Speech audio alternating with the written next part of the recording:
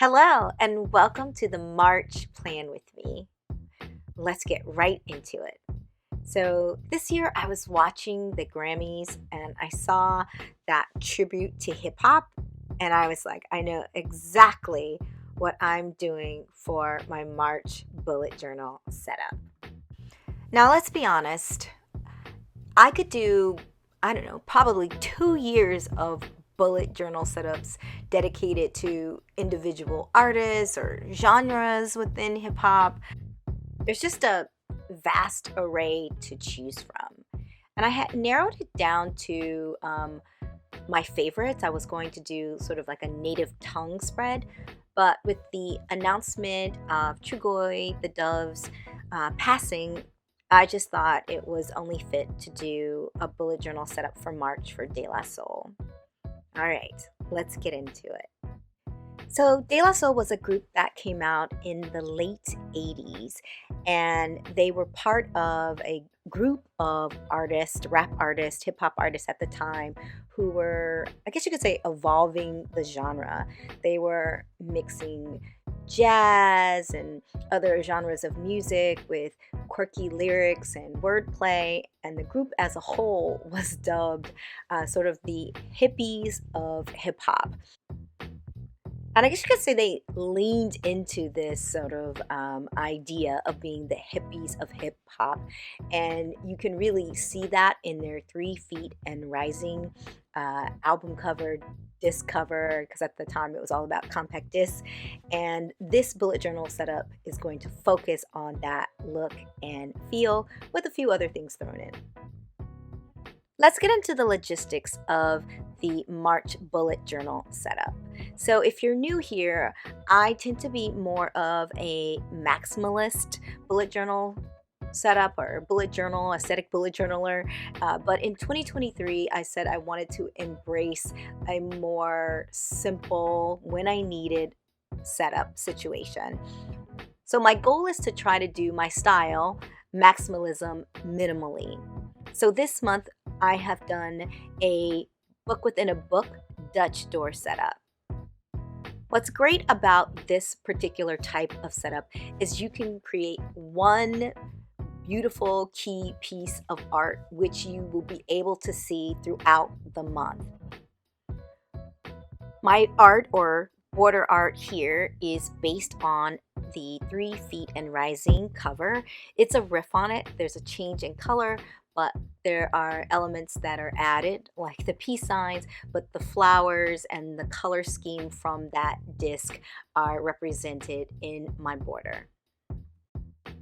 To create this setup, basically what I did was I left the front page of my setup and the back page of my setup as full pages, and then I cut down those internal pages to create the book within a book.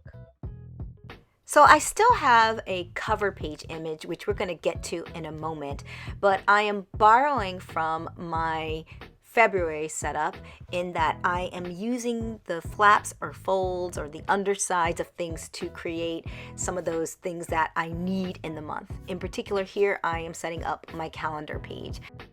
So to set up this calendar, I marked everything out in light pencil and place the dots in the center of those boxes that would normally represent my calendar, and I simply erase them. These are some neon stickers that I had in my possession, and it's always great to use things that you have for other projects. You'll see as we go through the setup that I do a lot of pre-drawing. If you're new here, I often pre-draw so that filming goes more efficiently, and it's no different for this March setup. All right, let's talk about this cover page setup. So I decided that I couldn't do an ode to hip hop without a boombox in the setup. And in searching for one, I found these boomboxes dedicated to the artists in the native tongues. Not all of them, but a few of them. And I was like, why not? Why reinvent the wheel? Let's recreate this in my bullet journal. So this is my cover page. My calendar is on the, if you're holding it in your hand, it would be on the left flap, and on the right flap will move into the rest of the spreads for the month. Everything is represented in a very neon, bold colors. I wrestled with the idea of making this a pop-up, and then I remembered simplify, simplify, simplify Canova. But I did want some element of movement in these pages. So I created a rough little stand. You'll see it come up soon, but I created this rough little stand so that the speakers of the boombox looked like they were moving when you open the page, like it's some booming, if you will. So the dashboard page, which is the page I'm working on presently, is my workhorse page. This is where, for me, I track my bills. Sometimes I have an incoming, outgoing packages spread. I know that I'm not going to be ordering a lot. That's not going to be something I need for the month, so I am opting out of that. So these papers, these little dot grid papers, came in an Archer and Olive subscription box, and I have found them very, very useful. I only have a few colors left. I wish that I could find more dot grid paper in this smaller size. Are you listening, Archer and Olive? More dot grid paper in these smaller sizes. I would buy like a small rainbow pack or a pastel pack like the notebooks. Sometimes you just don't need as much paper as the notebooks they have on sale. If you don't know what I'm talking about, you can go to the Archer and Olive website to check it out. Again, this is my workhorse page. I decided I needed some notes for the month, so I put this little section here in orange, just basically to add a little color to this layout. I'm also going to add in trackers.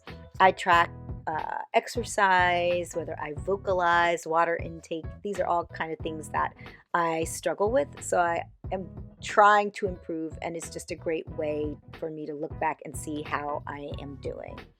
This is a calendar stamp. I just ordered this from Amazon. I have it in 2 sizes, and I find them incredibly useful.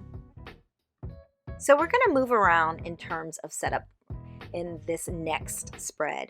I'm going to set up my line a day, which is a setup that is usually towards the back of my monthly setups. I'm deciding to do this because of the materials I'm using. I'm going to be using some colorful pens and some ink, and I also just wanted to wait to do my weeklies just so I could get all of these drawings done and then go in and do the weeklies, which usually take the most time. So my line a day is a place for me to come at the end of the day and reflect. I don't want to spend a lot of time every day, but I do want to reflect on my day and sort of release it so I can move on and be present in the next. I decided to do lined notebook paper because I imagined that De La Soul, which was a group started in high school, that they use their notebooks to write down their rap lyrics, and I thought it would be the perfect thing for my line a day. So this is my mood tracker page, and this is where I come and basically create a visual tracker of what my mood was like for the day. I love mood trackers, and I don't know if I could ever do a setup without one. This one scared me a little bit though, because I felt like I needed a drawing to represent the group, and I was pretty scared to do these drawings because I really wanted them to look good. You know, you want them to look good. So I found some images, some drawings of them, and I redrew them in pencil, and then I prayed and prayed that the inking of them would not make them look bad. And I'm pretty proud of how they came together. I also wanted to have a visual tribute to Chugoi, who passed away um, on February, I believe it's February 12th. And I'm going to ink that in my journal in the end. You won't see that in the setup, but I do add that in the end. So, like I said, setting up my weeklies is extremely time consuming. It is probably the most time consuming part of any setup. Doing these weeklies, it's very important to me, so I take the time to do this setup. It's the Alistair method, a method of rolling weekly. On one side, I put my events, dates, things that I need to remember. And on the opposite side, I put my tasks. I can plan those tasks. I can, exit out if I complete it. I can plan it for another day or migrate it. So the last visual element I decided to add was the artwork, or a representation of the artwork from the De La Soul album, De La Soul is Dead. All right, time for the final flip.